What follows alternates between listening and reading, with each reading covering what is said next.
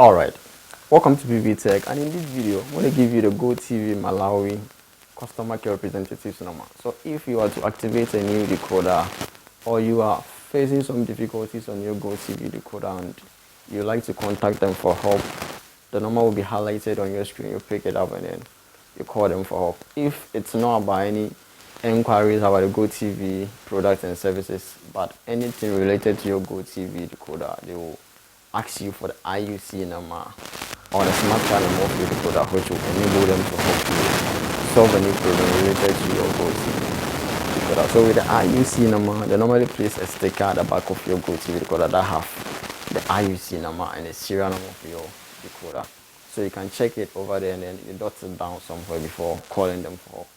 Or if you can't find it over there, maybe it has faded off or there is no sticker on your decoder, you pick up your Gotv remote, you look for the Gotv button on it, which is the green button on your remote. You press OK on it and it's going to take you to the Gotv menu. Use the arrow top and down keys and then look through the list. Search for information central.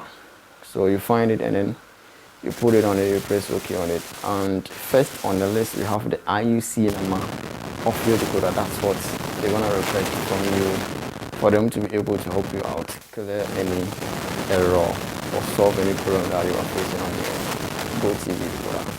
Gotv and DSTV is part of multi-choice products and services. So if you have the DSTV number, DSTV Malawi number, you just call them for help. They're the same as the Gotv number. They're going to help you out with any problem that you are facing over there.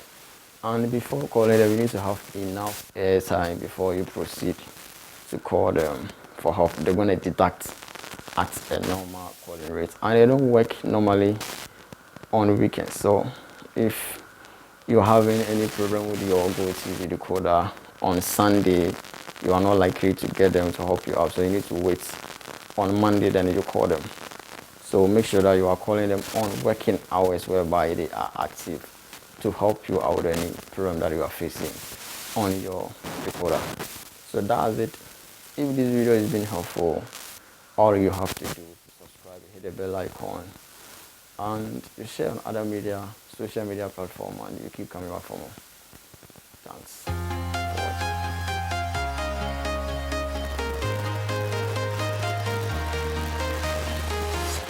I'm walking alone, the streets are empty.